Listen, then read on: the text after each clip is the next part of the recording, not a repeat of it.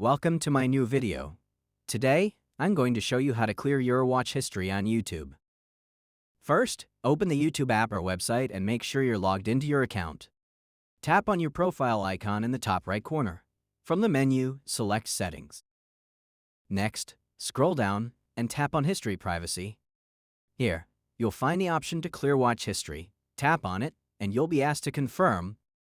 Once confirmed, your watch history will be cleared, and YouTube will stop using it to recommend videos. That's it.